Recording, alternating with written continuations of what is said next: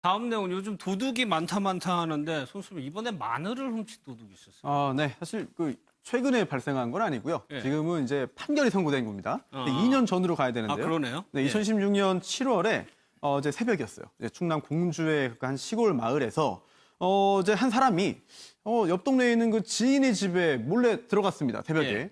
그래서 물건을 훔쳐 나왔는데요.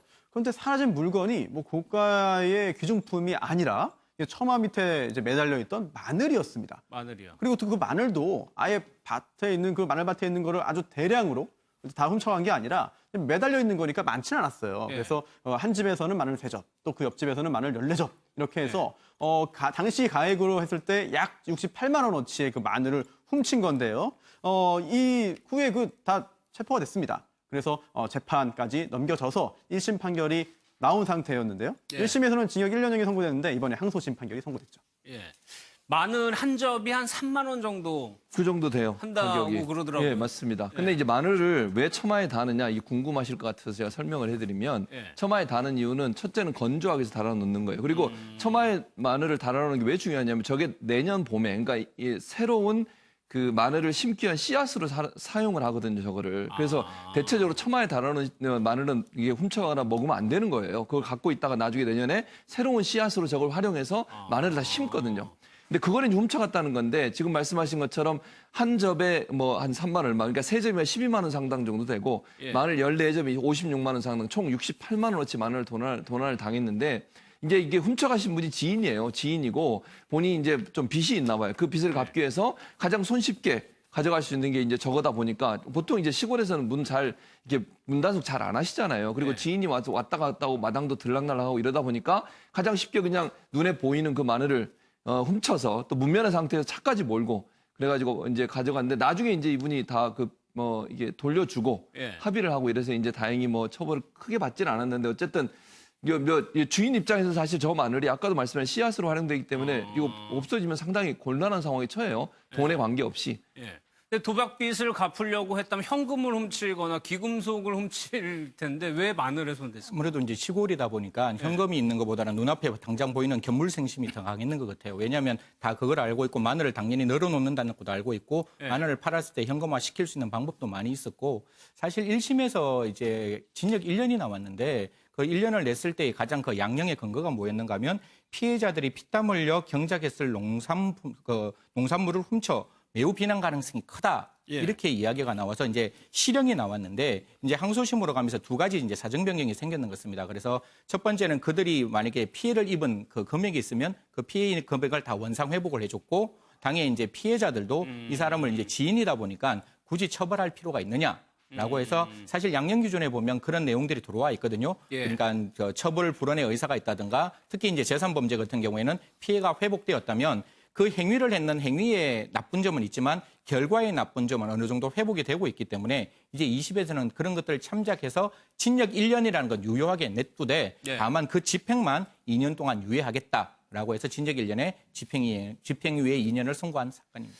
이거 1심만 보면 그런데 마늘 훔쳐 64만 원 상당의 마늘을 훔쳤다고 실형을 선고받은 거잖아요. 원래 그 정도 금액을 훔치면 실형이 나오나요?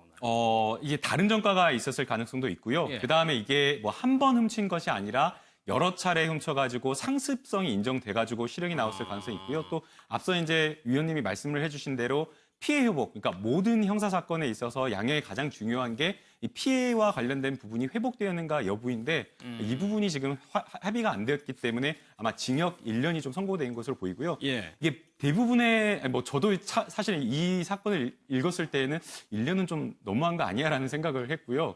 그다음에 이제 이 마늘이라고 하는 게 너무 금액이 좀 적기 때문에 피해에 비해서는 약간 좀 징역이 큰 거 아니라는 생각이 들었는데 이 전북 이산에서 있었던 다른 사건 같은 경우를 보게 되면 예.